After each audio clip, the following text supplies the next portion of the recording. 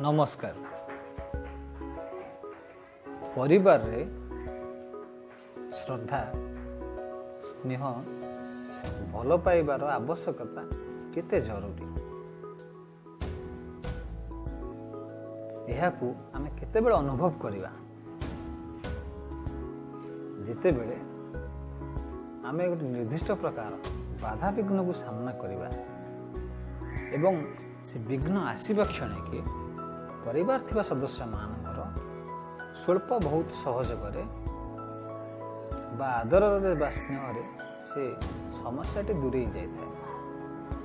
यह केवल संभव हुए परिवार थिबा व्यक्ति विशेष मान परिवार लोक मान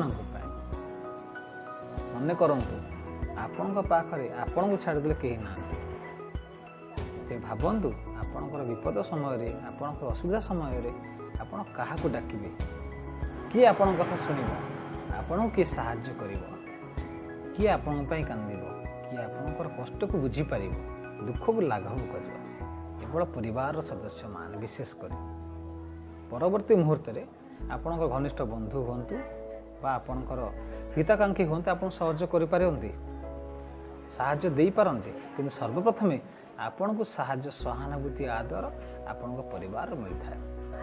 तेणु यह हूँ परिवार थिबा व्यक्ति विशेष मानकर आम पाई सद्भावना, तेणु यह ही आम पाई आवश्यकता।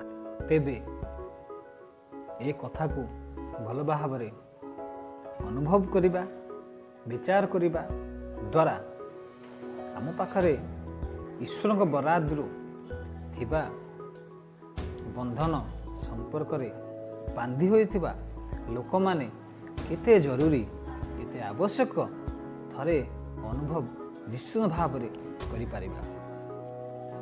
मान अभिमान राग रुषा ये तो चलिबो, किंतु ता भितरे टिके यदि कहीं तलकू निजर मुंड करदे बा नतमस्तक हुई ये सब को सही दिए निश्चित भाव से मिलुथिबा सुख एवं आनंद को अनुभव करि पारिबो, खुशी रे रही पारिबो। तेबे परिवार आवश्यकता प्रतिटी जीवन में बहुत गुरुत्वपूर्ण बोली मोर मन हुए। तेबे आपण मानकर मतामत आपण निजे ये वीडियो को देखि सारला परे देबे। मु doctor Mukesh Mahapatra motivational speaker रहउची।